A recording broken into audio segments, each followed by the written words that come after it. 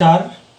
आज हम बात करेंगे जनजाति, जिसको अनुसूचित जनजाति कहते हैं।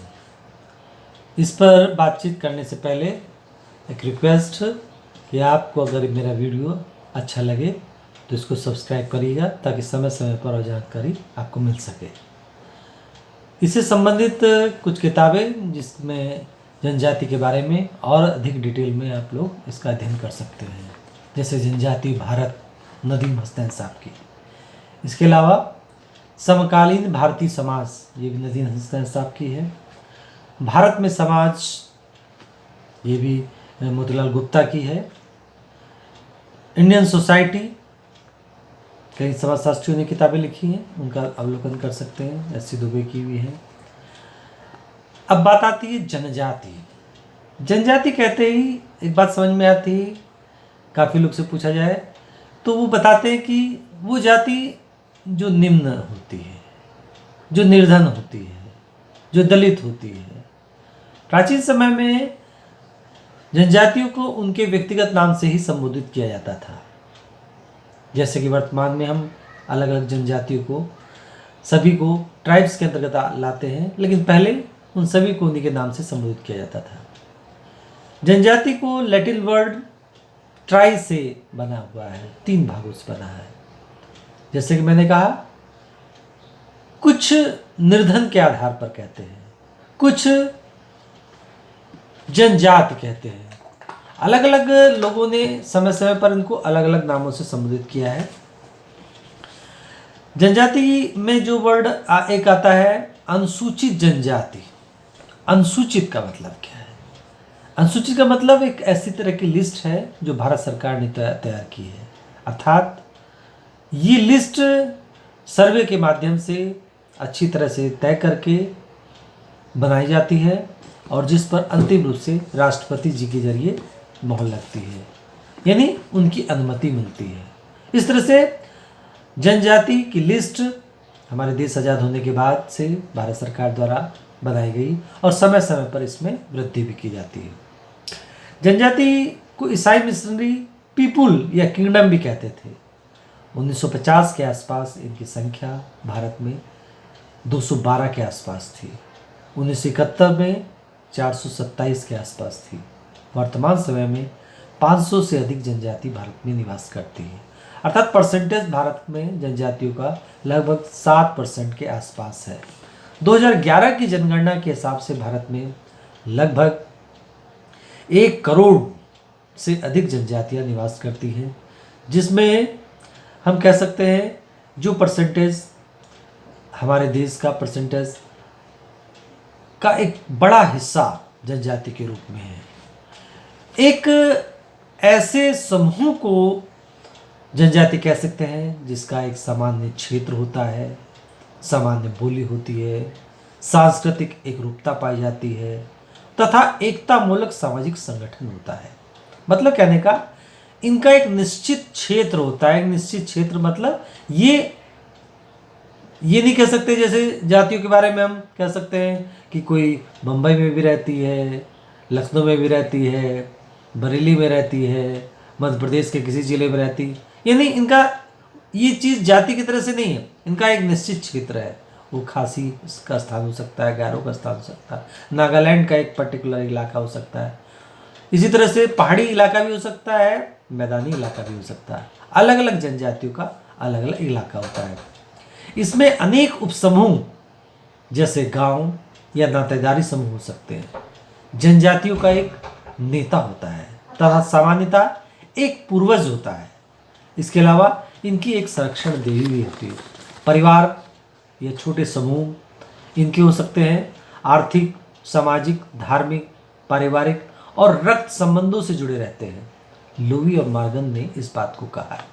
यानी एक तरह से कहा जाए, जनजातियों का क्षेत्र के साथ साथ उनकी सांस्कृतिक व्यवस्था, उनकी राजनीतिक व्यवस्था, उनकी प्रौद्योगिकी व्यवस्था हमसे एकदम अलग है।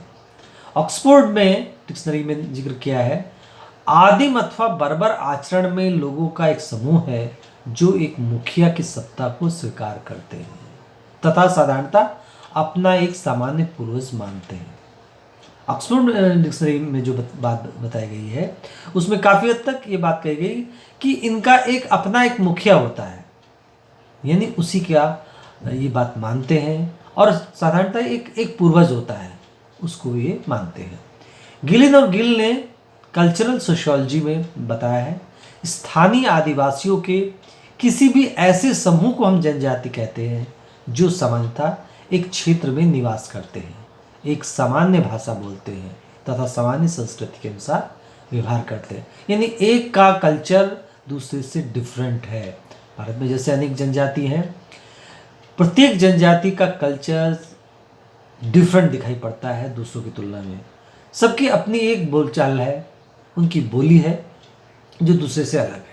इसी तरह से मजुमदार साहब ने race and culture of India में बताया है, जनजाति परिवार अथवा परिवारों के एक संग्रह है जिसका एक सामान्य नाम होता है, जिसके सदस्य एक ही भूक्षेत्र में निवास करते हैं, एक ही भाषा बोलते हैं तथा विवाहवृत्ति या व्यवसाय के प्रति निषेधों का पालन करते हैं। मतलब कहने का, विवाह में किससे विवाह करना है, किससे नहीं करना है, इसके अलावा अपने दिन प्रतिदिन के व्यवहारों में किन कामों को नहीं करना है, ये सब चीज़ें निश्चित होती है।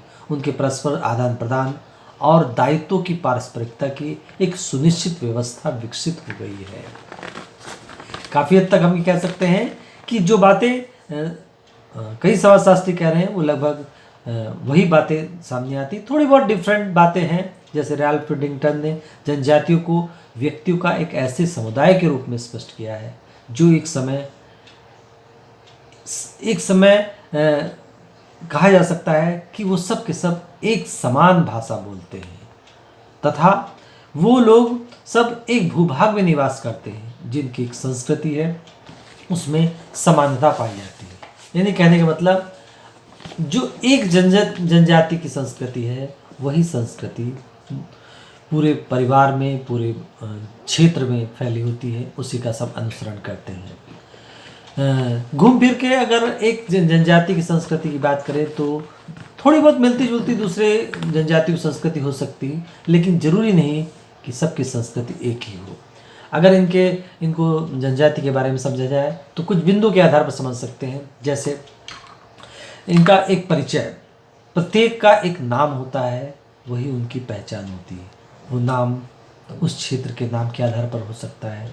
जैसे खासी क्षेत्र में रहने वाली खासी जनजाति, गारो क्षेत्र में रहने वाली गारो जनजाति, उनका नाम एक पर्टिकुलर देवता के हिसाब से भी हो सकता है। उनका नाम किसी पेड़ के आधार पर भी हो सकता है, किसी पशु के आधार पर भी हो सकता है। अर्थात वो उनका परिचय है जिसके आधार पर जातियाँ पहचानी जाती, समझी जाती हैं, मतलब उनके बारे में जाना जाता है। इसके अलावा भौगोलिक पृथकता, जो अनेक समाजशास्त्रियों ने बात कही कि भौगोलिक पृथकता, कोई जनजाति हो सकता है बड़े क्षेत्र में रहती हो, पहाड़ों में रहती हो, कोई मैदानों में रहती है, मतलब उनका अपना क्षेत्र, भौगोलिक क्षेत्र निश्चित होता है, उससे वो बाहर स्थानों पर नहीं रहती है। ये नहीं कि कुछ लोग वहाँ पर रह लें, कुछ मैदानों में रह लें, या कुछ मैदानों में रह लें, कुछ कहीं और रह लें। कहने का मतलब ये है कि सारे जनजाति के लोग, एक जनजाति के लोग एक निश्चित स्थान पर रहते हैं। इसके अलावा उनकी जो आर्थिक व्यवस्था रहती है, वो आर्थिक व्यवस्था हमसे डिफरेंट है। उनका जो उत्पादन का वितरण है, सामानों को वितरण है, वो सिस्टम हमारे सिस्टम से एकदम अलग है।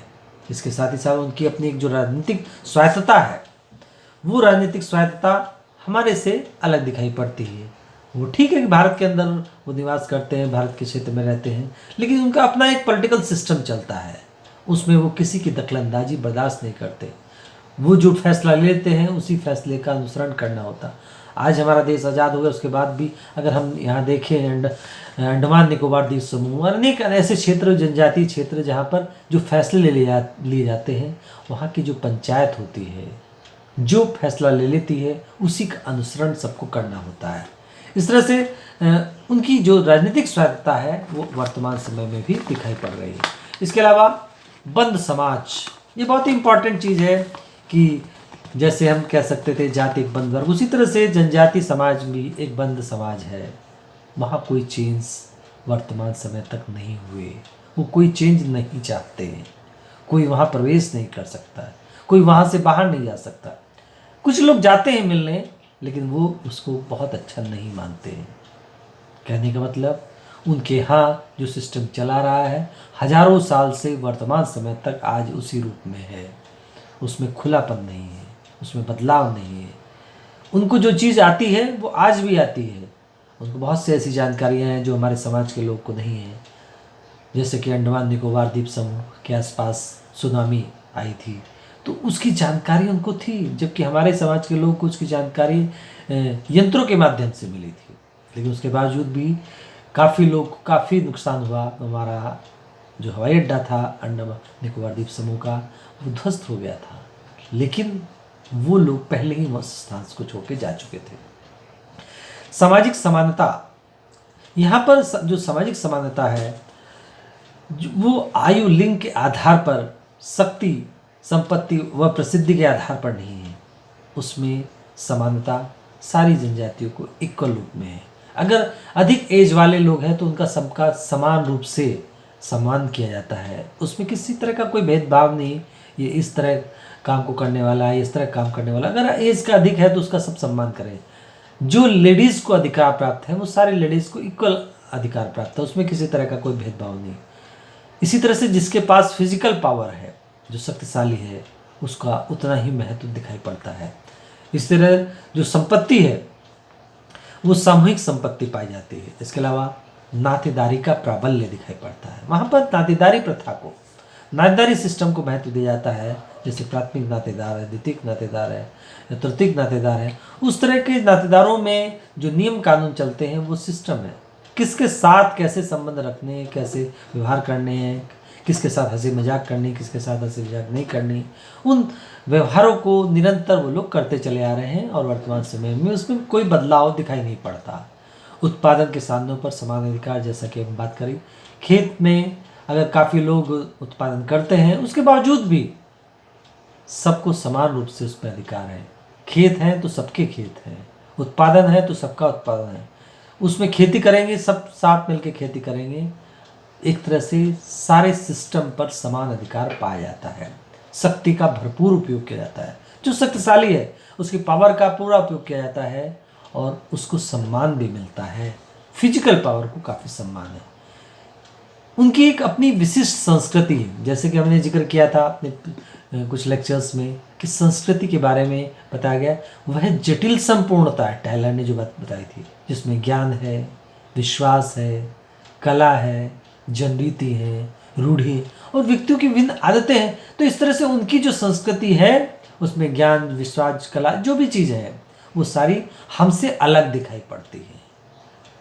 इस आधार पर एक जनजाति की संस्कृति दूसरी जनजाति की संस्कृति से भी अलग दिखाई पड़ती है। उसमें जो कलाएं हैं, रीति रिवाज हैं, व्यवहार हैं, उनमें अंतर दिखाई पड़ता है। एक जो इम्पॉर्टेंट बात है, उनमें जो बोली बोली जाती है वो लिपि विहीनता है, उसकी लिपि नहीं है। यही कारण है कि उनके द्वारा लिखित कोई ग्रंथ हमारे पास आज मौजूद नहीं है। लेकिन हमारे जो मानव शास्त्रियों ने, समाज शास्त्रियों ने जो अध्ययन किए हैं, उनके अध्ययन की रिपोर्ट्स की, जिसमें हम कह सकते हैं रेडक्लिफ, ब्राउन, मैलमस की, इन लोगों ने जो अध्ययन किए हैं, उनके आधार पर बात की, एंथ्रोपोलॉजिस्ट ने उसके आधार पर अनेक रिसर्चेस किए हैं। लेकिन उनके द्वारा लिखित, यानी जनजातियों के द्वारा लिखित कोई ऐसा साहित्य मौजूद नहीं है जिसके आधार पर हम समझ सकें कि पहले ऐसा होता था। वो आपस में ही पीढ़ी दर पीढ़ी एक दूसरे को ट्रेन करते हैं, एक दूसरे को बताते हैं, उन व्यवहारों को सिखाते हैं, समाजीकरण करते हैं। वो चीज़ दिखाई पड़ती है वहाँ पर, यानी लिपि विहीनता है। इसके अलावा धर्म का अनुसरण करते हैं, यानी प्रत्येक जनजाति के लोग धर्म के अनुसार व्यवहार करते हैं, उसका वो पालन पूरा करते हैं। इसके साथ साथ जादू, धर्म के साथ वो जादू को भी महत्व देते हैं, यानी जादू वहाँ इम्पॉर्टेंट है। इसके अलावा स्थिरता, वो चेंज नहीं चाहते, बदलाव नहीं चाहते, जिस रूप में वो रह रहे हैं उसी रूप में वो रहते रहना चाहते हैं।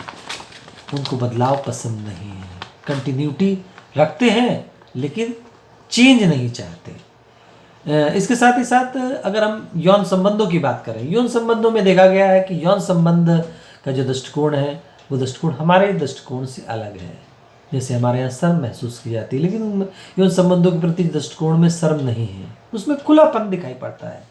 उनका मानना है प्रत्येक वस्तु का अपना एक जीवन साथी होता है और उसके हिसाब से उसमें इच्छा भी होती है। उनका मानना है कि सूरज और चंद्रमा पति पत्नी हैं, दोनों रहते हैं। उनका मानना है कि वृक्ष पर फल जिस पर आते हैं वो स्त्री है, जिस पर नहीं आते हैं वो पुरुष है। के चट्टोपाध्याय ने मध्य प्रदेश की बैंगा जनजाति के बारे में लिखा है, किसी घर में भोजन है, किसी घर में धन है, किंतु हर घर में भरपूर जवानी है और उसके लिए भरपूर इच्छा भी है। इसके साथ ही साथ पूर्व वैवाहिक यौन संबंध, यानी गोतुल मुरिया जनजाति में गोतुल शादी से पहले, विवाह से पहले वैवाहिक संबंधों को रखना, पूर्व वैवाहिक संबंधों को रखना, यौन संबंधों को रखना वो बहुत बुरा नहीं मानते। ऐसे अनेक दृष्टांत दिखाई पड़ते हैं जनजातियों में जिसमें विवाह से पहले यौन संबंध स्थापित हो जाते हैं। इस तरह विवाह से पहले कुछ ऐसे स्थान बनाए गए हैं जहाँ पर एक यौन संबंधों की, यौनिक क्रियाओं की, यौन व्यवहारों की ट्रेनिंग दी जाती है। उनमें उनको ज्ञान दिया जाता है, यानी सेक्स एजुकेशंस दी जाती है। वास्तव में जो हमारे समाज में जो प्रॉब्लम्स आ रही हैं सेक्स के प्रति, वो इसीलिए कि हम उस चीज़ में शर्म महसूस करते हैं। यही कारण है कि बाद में चलकर अनेक तरह की विपरीत स्थितियाँ दिखाई पड़ती हैं। इसके साथ ही साथ अतिरिक्त वैवाहिक यौन संबंध भी हैं, यानी ओराव में धुमकुटिया अतिरिक्त वैवाहिक यौन संबंध भी दिखाई पड़ते हैं। यानी वहाँ पर मैरिज तो हो जाती है, मैरिज के साथ साथ दूसरे से भी संबंध रखने को बुरा नहीं मानते। विवाह का जो दृष्टिकोण है जनजातियों में एक विवाही भी है, लेकिन काफ़ी जनजाति ऐसी हैं जिनमें बहुपत्नी और बहुपति विवाह भी है, यानी पॉलीगायनी और पॉलीएंड्री दो दृष्टिकोण भी दिखाई पड़ता है। जिन जनजातियों में बहुत अधिक स्त्रियां हैं तो वहाँ पर बहुपत्नी विवाह होता है, जहाँ पर बहुत ज़्यादा पुरुष है वहाँ पर बहुपति विवाह देखने में आता है। यानी दोनों ही तरह के सिस्टम है। इसके साथ साथ अधिमान्य विवाह को भी मान्यता दी जाती है। कौन किसके साथ मैरिज को प्राथमिकता देगा, जैसे मामा की लड़की के साथ, मामा की छोटी लड़की के साथ कुछ जनजातियों में महत्व दिया जाता है। कहीं हो सकता है किसी दूसरे संबंधों को मान्यता दी जाए। कहीं कहीं पर इस तरह के मैरिज भी होती है, जैसे दादी पोते के बीच इस तरह के मैरिज, हालांकि सिंबॉलिक मैरिज हुए, लेकिन इस तरह की मैरिज भी कई जनजातियों में दिखाई पड़ती है, सुनाई पड़ती है। एक इम्पॉर्टेंट बात है या एक बातें देखने में आती है कि वो पत्नी प्रस्तुति आतिथ्य एक सिस्टम है कुछ जनजातियों में, कि जब कोई मेहमान आता है तो उनके यहाँ तो उसके सामने अपनी पत्नी पेश की जाती है, जिसको वो पूरा सम्मान देते हैं, मेहमानों का आदर करते हैं और उसके सामने अपनी पत्नी पेश करके उस दिन उस अपने घर से निकल के किसी दूसरे घर पर चले जाते हैं, वहाँ मेहमान बन जाते हैं। लेकिन अगर कोई मेहमान पत्नी को पाने के बाद, पत्नी को वहाँ पर छोड़ने के बाद उस बात को गलत मानता है तो वो उनका दुश्मन हो जाता है। लेकिन जब को कल वो उनके घर आएंगे तो वो भी ये चाहेंगे कि उनके सामने वो भी अपनी पत्नी पेश करें। इस तरह का एक सिस्टम है जिसका पालन वो करते हैं। हम बात कर रहे थे इससे पहले धर्म पे।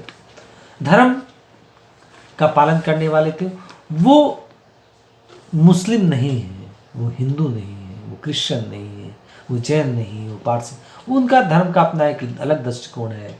आत्मावादी, कुछ जनजाति के लोग आत्मावादी हैं, जैसे हम कह सकते हैं टोडा जनजाति में, जिसमें हरा और सूखा संस्कार करते हैं। एक संस्कार तो दाह संस्कार के समय किया जाता है, बाद में शांति के लिए, उसकी आत्मा की शांति के लिए संस्कार किया जाता है। बोंगा जनजाति में बोंगावाद किया जाता है, यानी उसका पूरा पूजा पाठ की जाती है, उसके अनुसरण किया जाता है जैसा कि उनके जो पुजारी हैं वो बताते हैं। प्रकृतिवादी, ज़्यादा जनजाति के लोग प्रकृति की पूजा करते हैं। कोई पेड़ पौधे, उनका मानना है उनसे ही हमारा अस्तित्व है, चाहे वो हवा हो, चाहे पेड़ पौधे हों, चाहे वो नदियाँ हों, चाहे वो सूरज हो, चाहे वो चंद्रमा हो, उनकी पूजा करना उनके लिए बहुत ही इम्पॉर्टेंट माना जाता है। तो ज़्यादातर जनजाति के लोग प्रकृतिवादी दिखाई पड़ते हैं। टोटमवाद, कुछ चीज़ों में ये मानते हैं कि उनकी पूजा करनी चाहिए, वो पवित्र हैं, उनका सम्मान करना चाहिए। उन चीज़ों को के अनुसार को ध्यान रखते हुए दिन भर उसको पूरा सम्मान देना चाहिए। लेकिन उसके साथ साथ टैबू भी है, कुछ व्यवहारों को करने से रोका जाता है। यानी एक तरफ टोटम है, एक तरफ टैबू है, एक तरफ पवित्र है, एक तरफ उसमें निषेध है। ये चीज़ दिखाई पड़ती है। इसके साथ साथ हम जैसे पहले बात कर रहे थे, जादू, धर्म के साथ साथ जादू भी चलता है। उनका मानना है हमारे पे कोई विपत्ति आई, इसके कारण कुछ बुरी शक्तियाँ हैं, उनका बुरी नज़र है, उनको हटाने के लिए, उनको समाप्त करने के लिए काले जादू का प्रयोग करते हैं और काले जादू से उस दुश्मन का नाश होता है, ऐसा उनकी मान्यता है। लेकिन उनका मानना ये भी है अगर किसी का कल्याण करना है तो सफ़ेद जादू से हमारी फसलें लहलाएंगी, हमारे बच्चे हंस-पुष्ट रहेंगे, बच्चों का कल्याण होगा। एक तरह से देखा जाए बच्चों के कल्याण के लिए वो सफ़ेद जादू करते हैं, सफ़ेद जादू का अनुसरण करते हैं। इस तरह से हम देखें कि काले जादू के साथ साथ सफ़ेद जादू का भी वो पालन करते हैं। इसके साथ साथ पूर्वजों की पूजा को भी वो महत्व देते हैं। उनका मानना है पूर्वजों की पूजा इम्पॉर्टेंट है, क्योंकि आज हमारा जो अस्तित्व है उसका कारण ये है कि पूर्वज हम पे खुश हुए होंगे, पूर्वज हमको मान रहे होंगे, इसलिए उनकी पूजा समय समय पर की जाती है।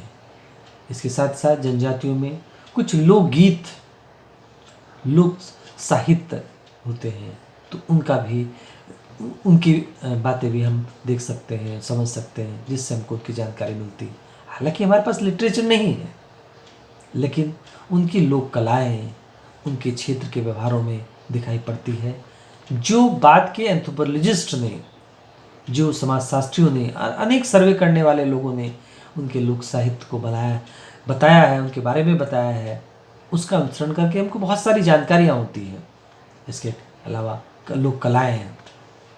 हम अभी कुछ दिन पहले एक कॉन्फ्रेंस में गए थे, जहाँ पर हमको खासकर उड़ीसा के भुवनेश्वर में किट में कॉन्फ्रेंस सोशलॉजी की हुई थी। वहाँ पर अनेक लोक कलाओं को प्रदर्शित किया गया था। जब कॉन्फ्रेंस का उद्घाटन हुआ था, इनॉग्रेशन हुआ था, उस समय वहाँ के जो संस्थापक थे अच्युत सामंत जी, उन्होंने काफ़ी लोक कलाएँ दिखाई थी। एक तरह से जैसे कि हमने कहा कि कुछ हमारे देश में कुछ ऐसे राज्य हैं जहाँ पर जनजाति के लोग अधिक दिखाई पड़ते हैं, जैसे इसमें एक उड़ीसा भी एक ऐसा राज्य है, और मध्य प्रदेश है, छत्तीसगढ़ है, झारखंड है, इसके अलावा राजस्थान के इलाकों में, इनमें जनजाति के लोग अधिक दिखाई पड़ते हैं। उसी कॉन्फ्रेंस में एक समाज सुधारक मेधा पाटकर जी आई थी, और जैसा कि सबको पता है कि इस कॉन्फ्रेंस में चूँकि ये क्षेत्र जनजाति क्षेत्र काफ़ी दिखाई पड़ता है, महसूस होता है, तो उसमें वहाँ पर अच्युत सामंत जी वहाँ पर रहने वाले अनेक बच्चों को पालते हैं। वो सब ट्राइबल्स बच्चे हैं। उन ट्राइबल्स बच्चों से मिलने का मौका मिला, और मेधा पाटकर जी ने करीब 10-15 हज़ार बच्चों से बातचीत की और उनसे कहा कोई मेरे साथ है। किस लिए? बच्चों के कल्याण के लिए, ट्राइबल बच्चों के कल्याण के लिए, क्योंकि ट्राइबल्स की स्थिति आज भी शोचनीय है। लेकिन जब हम ट्राइबल्स की बात करते हैं तो काफ़ी लोग, काफ़ी एनजीओज़ के लोग, काफ़ी सरकारें उनके कल्याण के बारे में सोचती हैं, लेकिन एक एंथ्रोपोलॉजिस्ट का कहना है उनका कल्याण तभी हो सकता है जब वो जिस रूप में वो रह रहे हैं आज, उसी रूप में रहें। उनका कल्याण इसमें नहीं कि उनका डेवलपमेंट करने के लिए उस क्षेत्र के जंगलों को काट दिया जाए, उनकी संस्कृति को नष्ट कर दिया जाए, उनको उस स्थान से हटा के पक्के मकानों में रख दिया जाए, क्योंकि वो जिस रूप में रहते आए हैं उसी रूप में रहना चाहते हैं, वो बदलाव नहीं चाहते हैं। अगर हम अंडमान निकोबार की बात करें तो वहाँ पर अनेक जनजाति हैं, जैसे जारवा है, ग्रेट अंडमानी है, निकोबारी है, सोमपेन ट्राइब है। जारवा क्षेत्र में अगर कोई मिलना चाहे जारवा जनजाति के लोग तो डायरेक्ट नहीं मिल सकते, उसके लिए परमिशन लेनी पड़ती, क्योंकि हो सकता है बाहर के लोग के वहाँ जाने से उनको कोई वायरस अटैक हो जाए, उनको अनेक बीमारी लग जाए, जैसे कि वर्तमान समय में कोरोना संकट के कारण तमाम लोग प्रभावित हो रहे हैं। उस तरह से कोई ऐसे वायरस उनके स्थान पर प्रवेश कर जाए, इसलिए उनसे मिलने से रोका जाता है। तो वही बात मानव शास्त्रियों को कहना है, वो जिस रूप में रह रहे हैं उसी रूप में रहते रहें, तभी उनका कल्याण हो सकता है। क्योंकि अनेक पर्यटक जब वहाँ जाते हैं, उन लोग से बातचीत करते हैं, बातचीत करने का प्रयास करते हैं, तो वो उसको बहुत अच्छा नहीं मानते। तो जनजाति क्षेत्र हमारा अनेक क्षेत्र हैं जिसमें जनजाति के लोग रहते हैं। उनका कल्चर जो हमारे एक धरोहर के रूप में है, जिसमें हमको बहुत सारे ऐसे ज्ञान होते हैं, यानी पहले हो सकता है काफ़ी लोग उसी रूप में रहते आए हों। आज भी बहुत सी जनजातियों में कोई चेंज नहीं आया। हालांकि अगर हम नागा ट्राइब की बात करें तो नागा ट्राइब एक ऐसी ट्राइब रही, खूंखार ट्राइब रही, लेकिन आज उसमें चेंज हो, लेकिन चेंज करने का मतलब नहीं कि उनका धर्मांतरण कर दिया जाए। नागा जनजाति के काफ़ी लोग क्रिश्चियंस हो गए। हालांकि वर्तमान समय में नागालैंड में काफ़ी डेवलपमेंट दिखाई पड़ता है, लेकिन नागा जो संस्कृति है वो संस्कृति जिस रूप में थी उस रूप में आज हमको नहीं दिखाई पड़ती है। उसमें बहुत बड़ा बदलाव दिखाई पड़ता है। किसी व्यक्ति को उसके स्थान से हटा के दूसरे स्थान पर रख दिया जाए, उसके कल्चर को समाप्त कर दिया जाए, क्योंकि जब वो उस स्थान से जाके दूसरे स्थान पर रहेगा तो ऐसी स्थिति में उसका अस्तित्व भी समाप्त हो जाएगा।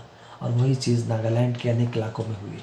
इसी तरह से अनेक स्थानों पर डेवलपमेंट के नाते सरकारें, NGOs जो कर रही कार्य वो ठीक हो सकता है उनकी सोच में, लेकिन इससे हमारे वनों का कटान होता है और उससे अनेक तरह की समस्याएं पैदा हो रही हैं। इसको रोकने का प्रयास होना चाहिए, क्योंकि जनजाति वही हैं जिनका कल्चर, उनका धर्म, जिनकी संस्कृति, जिनकी राजनीतिक व्यवस्था, जिनकी आर्थिक व्यवस्था, जिनकी प्रौद्योगिक व्यवस्था एकदम अलग है। उनको बहुत सारी दवाइयों की ऐसी जानकारी है जो हमारे लोगों को नहीं है। बहुत सारी ऐसी बीमारी के बारे में बहुत से लोग जानने के बाद उसका पेटेंट कराने का प्रयास करते हैं। अफ्रीका के अनेक जंगलों में अनेक जनजाति के लोगों से बातचीत करते हैं, उनसे बातचीत करके बहुत सी जान लेते हैं, बाद में जाके पेटेंट करा लेते हैं। अनेक देशों के साइंटिस्ट पहले उनसे बातें करते हैं, उनके बारे में जानते हैं, लेकिन ये चीज़ उचित नहीं है। वो ठीक है, उसके बारे में पता चलता है, पूरे संसार को पता चलता है, लेकिन उससे उनकी संस्कृति को बिगाड़ने की क्या ज़रूरत है। उनकी संस्कृति को बिगाड़ने से रोकना होगा। वास्तव में तभी वास्तविक रूप से संस्कृति जनजातियों की हमेशा के लिए रह पाएगी, वरना थोड़े दिनों में अंडमान निकोबार की कुछ जनजातियों की तरह से जिनकी संख्या आज 10 से भी कम है, बहुत सारी ऐसी जनजाति जो लगभग समाप्त होने के कगार पे है। हालांकि इस बात पर भी सरकार ध्यान दे रही है और निकट समय में हो सकता है इस चीज़ को रोकने का प्रयास हो। इस तरह से हम कह सकते हैं समाजशास्त्र में जनजाति वाला जो दृष्टिकोण है उसको और अध्ययन करने की ज़रूरत है। हालांकि मानव शास्त्री इस पर काफ़ी अध्ययन कर रहे हैं और इसमें नदीम हसनैन साहब का अध्ययन काफ़ी दिखाई पड़ता है। इस तरह से हम कह सकते हैं कि जनजातियों के बारे में। अब इसी क्रम में आगे हम दूसरे बिंदु पे बात करेंगे, यहीं पर हम रुकते हैं।